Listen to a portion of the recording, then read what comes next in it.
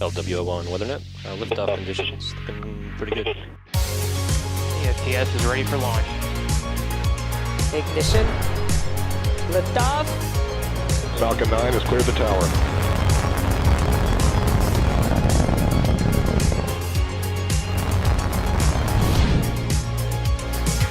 Ten, 9, 8, Side booster ignition. 6, 5, 4, 3, 2, 1.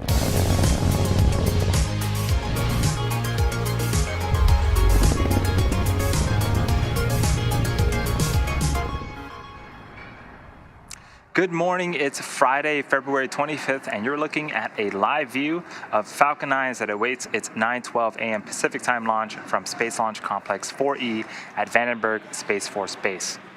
My name is Andy Tran, and I'm joining you this morning from our headquarters in Hawthorne, California, as we launch another 50 Starlink satellites to low Earth orbit. This marks our 8th launch of 2022, second launch this week, and the second launch from Vandy this month. Due to the increase in our launch cadence and as a result of the hard work of our teams, today's mission is the fastest launch-to-launch at Vandenberg Space Force Base for SpaceX to date, having supported the NROL 87 and Starlink missions all within the same calendar month. If you've been following SpaceX and Starlink, you might already know that Starlink is a constellation of multiple satellites that orbit the planet at about 550 kilometers. Because Starlink does not rely on traditional ground infrastructure, it is ideally suited for areas of the globe where connectivity has typically been a challenge or non-existent, such as rural or remote communities. Most recently, Starlink went live in Brazil and Bulgaria and is now available in 29 global markets. So a big congratulations to everyone on the Starlink team for these additional rollouts to Latin America and Europe. A bit later in the webcast, we'll talk about how our team is also helping residents of the island nation of Tonga reconnect after a volcanic eruption earlier this year. For now, let's take a closer look at the rocket supporting today's mission. What you see on your screen is a SpaceX Falcon 9 rocket named after the 9 Merlin engines at the bottom of the first stage. Almost 70% of the entire rocket is comprised of the first stage, and its job is to accelerate the vehicle through the Earth's atmosphere into space. The rocket on your screen may not look very big, but in fact our two-stage rocket stands 70 meters tall, which makes it almost as tall as the Statue of Liberty in New York City. Today's first stage will be flying for the 4th time, previously having supported NASA's DART, or Double Asteroid Redirection Test mission, the Sentinel-6A microflylic mission, and a past Starlink mission. We are going to be attempting to recover the first stage for the 4th time on our drone ship that you see on screen. This one's named, Of Course I Still Love You. The portion of the rocket on top of the first stage is the black carbon fiber inner stage. Due to its coloring, it's pretty hard to miss. The inner stage is a composite structure that not only connects the first and second stages, but also houses the pneumatic pushers that allow the stages to separate about 2.5 minutes into flight. On top of the inner stage is the Falcon 9 second stage. The second stage propels our payload to its desired orbit by utilizing the single Merlin vacuum or MVAC engine that's revealed after stage separation. The MVAC engine will then ignite and carry the Starlink satellites to a low Earth orbit, or LEO. Although there is no universal standard for low Earth orbits, it typically refers to orbits that are less than 2,400 kilometers in altitude. In addition to our Starlink constellation, the International Space Station also travels in low Earth orbit around the Earth with an average altitude of about 400 kilometers. And at the very top of the rocket, you'll notice a large nose cone. This is called the payload fairing.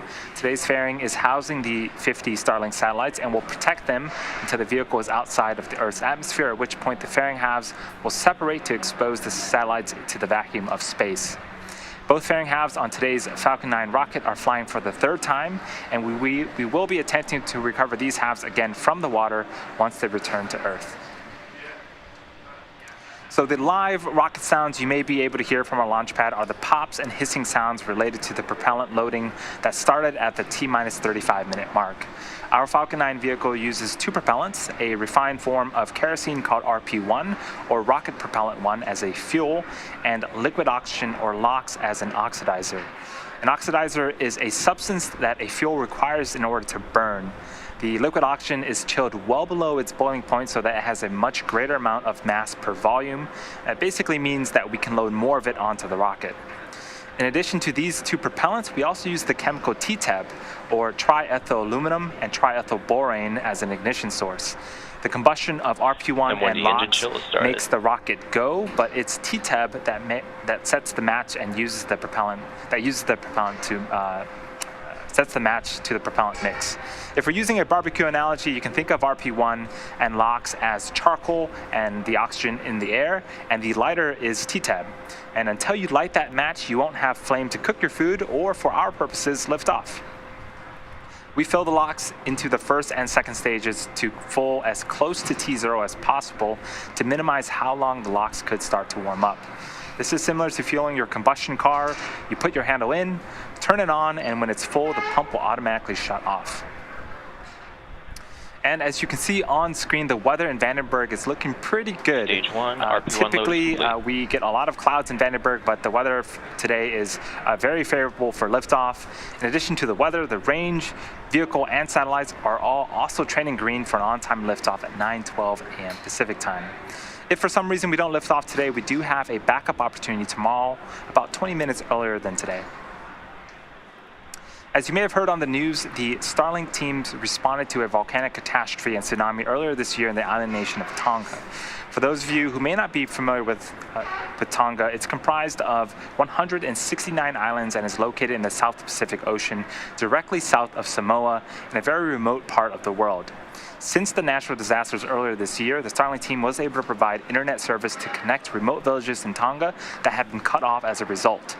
The way Starlink was deployed is representative of one of the ways Starlink works best, in remote or rural areas where internet connectivity is sometimes unavailable. We hope to be able to help more communities in need like this in the future. If you're interested and want to know more about Starlink or want to see if its service is available in your area, head on over to starlink.com. As we continue to march down to T0, just under T-minus 5 minutes here, the next major milestone you're about to see on screen involves the transporter erector, or the TE, which is the truss structure next to the Falcon 9 vehicle. In preparation for retraction, the clamp arms underneath the fairing will start to open up, and then that structure next to Falcon 9 will begin to retract away to its pre-launch position. So this view right now, right underneath the fairing halves, you can see those clamp arms. In a few seconds here, we'll start to see those open up. The TE is also the structure that provides liquids, gases, and electrical connections to the second stage, as well as air conditioning to the payload fairing. And on screen right now, you can see that those clamp arms are indeed opening up. Takes a few seconds for them to open up all the way, and once they are fully open, we'll start to see that truss structure next to Falcon 9 open up, or not open up, retract to its pre-launch position. There it goes. Closer to T0, the strongback will continue to retract further away and provide clearance for Falcon 9 to lift off. At this point, both the first and second stages are nearly fully loaded with 1 million pounds of kerosene fuel and liquid oxygen.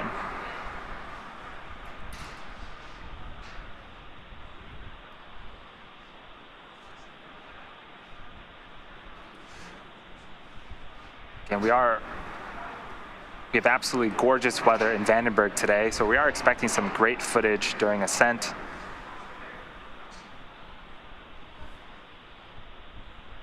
You can see a little bit of that condensed liquid oxygen around Falcon 9. Stage 1, LOX load is complete.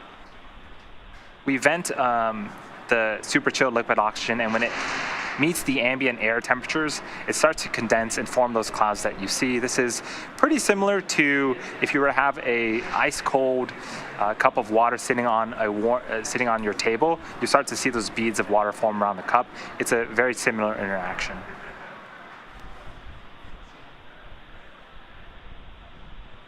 So in about 30 seconds here, we are expecting to hear the call out for second stage LOX load complete. This will wrap up propellant loading for the entire vehicle.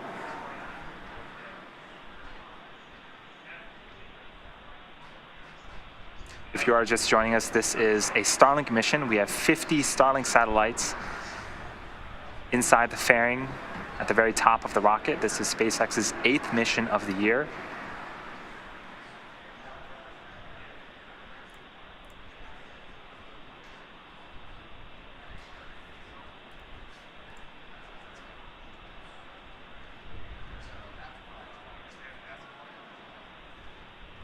Continuing to march towards T0, just under 2 minutes now. Again, the range, vehicle, and payloads are all looking healthy for an on-time liftoff, just about 1.5 minutes Stage 2 LOX load is complete. from now. And there was the call out for stage 2 liquid oxygen loading complete. Again, that is the last of propellant loading. We're going to start to see more clouds start to form around Falcon 9. Again, we are venting that liquid oxygen and trying to top off the stages as much as possible to keep the propellant inside the rocket chilled. Normal and expected for us at this stage in the countdown.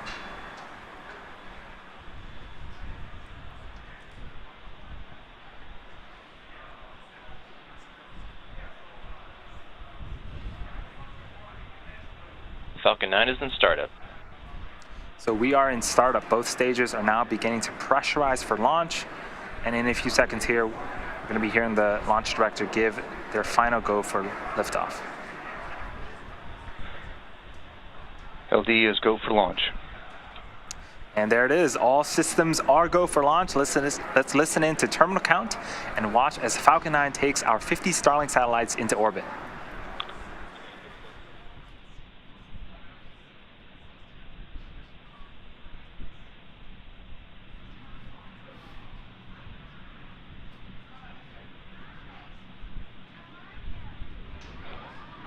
T-minus 15 seconds. 10, 9, 8, 7, 6, 5, 4, 3, 2, 1. And liftoff of Falcon 9, Starlink 4-11.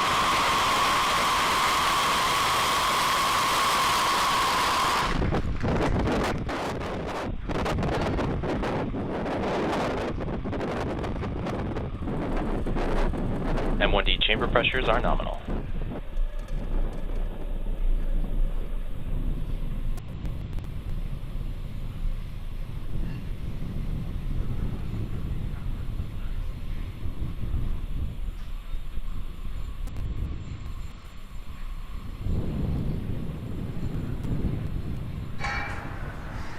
T plus 42 seconds into flight, Falcon 9 has successfully lifted off from Power and telemetry Vandenberg nominal. Space Force Base, carrying our stack of 50 Starlink satellites to orbit.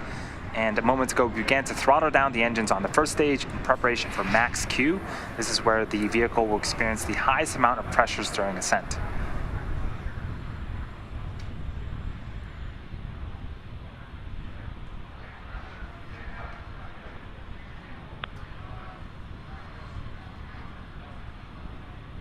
Max Q. And there was max Q. So we have a couple of events happening in quick succession in about a minute. First up, we'll have main engine cutoff, also known as MECO, followed by stage separation, and then second engine start one, also known as SES1. First up, main engine cutoff. This is where all 9 engines on the first stage will shut down in order to slow the vehicle down in preparation for stage separation. During stage separation, the first and second stages will separate from one another. The first stage will make its way back to our targeted landing zone. In this case, it's the drone ship, Of Course I Still Love You, currently waiting in the Pacific Ocean. And the second stage will continue its journey with the third event, second engine start 1. This is where the single Merlin vacuum engine on the second stage will ignite and propel the second stage along with the Starlink satellites into orbit.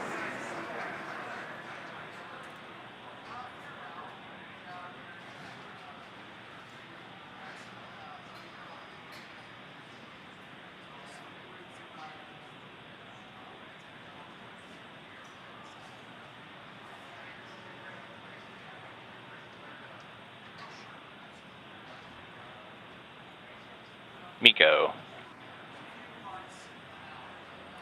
Stage separation confirmed.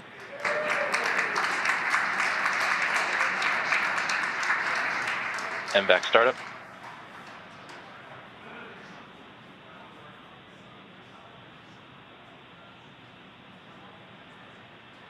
So we did have successful main Bearing engine separation cutoff. confirmed.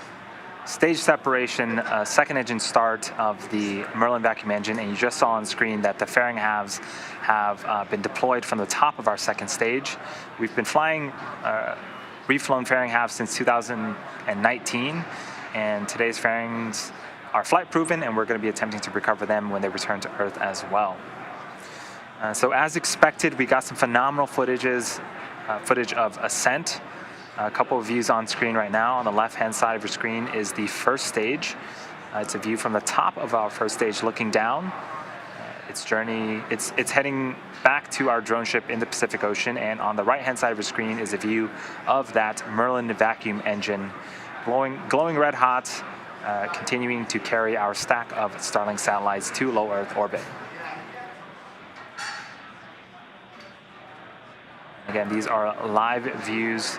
In order for the first stage to make its way back to our drone ship, it needs to execute two burns. The first is an entry burn where 3 of the engines on the first stage will reignite, and this will help to slow down the stage as it re-enters the upper parts of the atmosphere. The second burn for the first stage is the landing burn. This is a single engine burn that will bring the vehicle's speed down rapidly in order to land on our drone ship. We're still a few minutes away from those entry and landing burns. For now, we're enjoying some great views of both stages.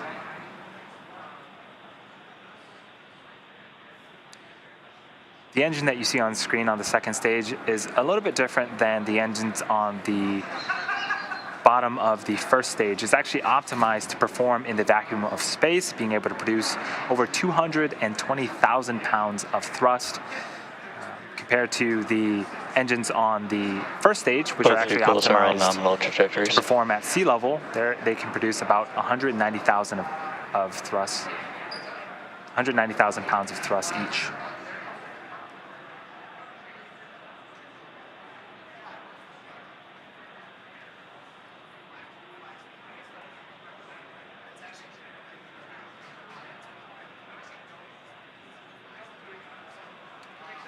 So on the left-hand side of the screen, we see some puffs of gas. That is nitrogen gas from our attitude control systems. And on the adjacent side of that, those puffs of gas, you can see 2 of our 4 hypersonic grid fins. These help to steer and guide the first stage back to its landing zone. When we do our landing burn, the center engine can also gimbal or tilt, and that also helps to direct the first stage and help it land as well.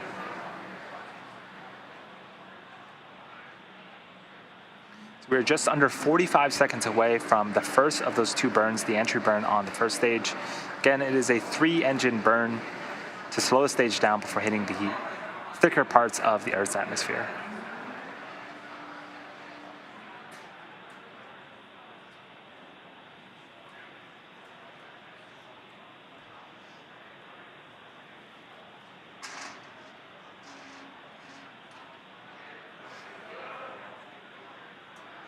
Things continuing to go smoothly for our second stage.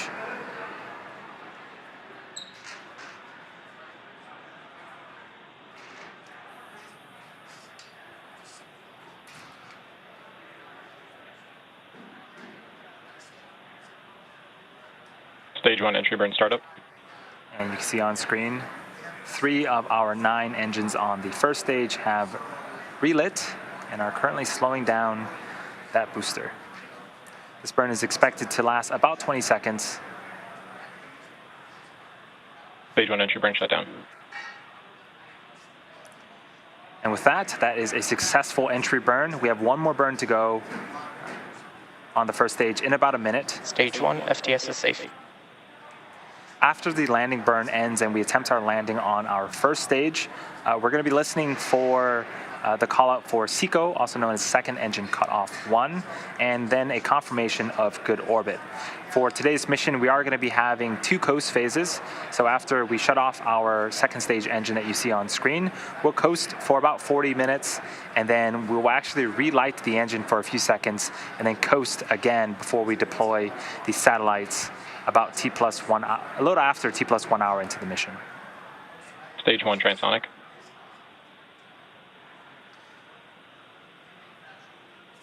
So So we did lose video footage of the first stage. This can sometimes happen as the stage is traveling pretty quickly, but we do Acquisition hear of signal, callouts South that Texas. it is Stage 2 continuing terminal guidance. to make its way to our drone ship.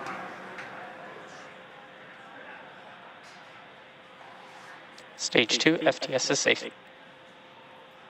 And here's Stage a 1 view landing burn.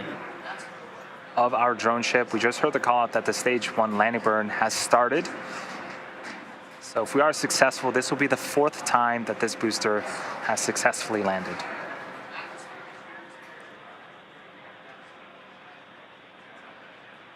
Stage 1 landing leg deploy. Hearing callouts that we did get the landing legs deployed. Waiting for audio or visual confirmation of that first stage, and there Stage it 1 is. landing confirmed.